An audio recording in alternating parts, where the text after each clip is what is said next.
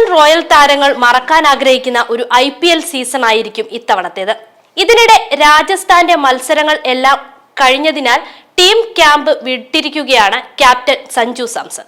സഞ്ജുവിനെ യാത്രയാക്കുന്ന video Rajasthan Royals team സാമൂഹ്യ മാധ്യമങ്ങളിൽ പങ്കുവച്ചിരുന്നു. ഇപ്പോൾ 9ാം സ്ഥാനത്താണ് രാജസ്ഥാൻ റോയൽസ്. 14 മത്സരങ്ങൾ കളിച്ച ടീമിന് ആകെ 8 പോയിന്റ് മാത്രമാണ് ഉള്ളത്.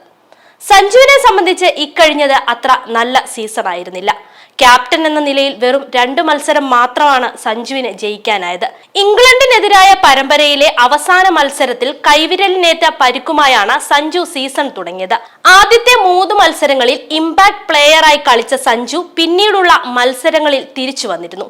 എന്നാൽ ആദ്യ 7 കളിക്ക് ശേഷം താരം വീണ്ടും പരിക്കിന്റെ പിടിയിലായപ്പോൾ റിയാൻ പരാഗാണ് രാജസ്ഥാനെ നയിച്ചത്. 9 മത്സരങ്ങളിൽ കളിച്ച സഞ്ജു ഒരു അർദ്ധ സെഞ്ചുറി അടക്കം 285 റൺസാണ് നേടിയത്. സഞ്ജു സാംസൺ രാജസ്ഥാൻ വിട്ടേക്കുമെന്ന് നേരത്തെ സൂചനകൾ ഉണ്ടായിരുന്നു. ചെന്നൈ സൂപ്പർ കിങ്സും കൊൽക്കത്ത നൈറ്റ് റൈഡേഴ്സും സഞ്ജുവിനെ തങ്ങളുടെ ടീമിലേക്ക് എടുക്കാൻ ശ്രമിക്കുന്നതായി സ്ഥിരീകരിക്കാത്ത റിപ്പോർട്ടുകളുണ്ട്.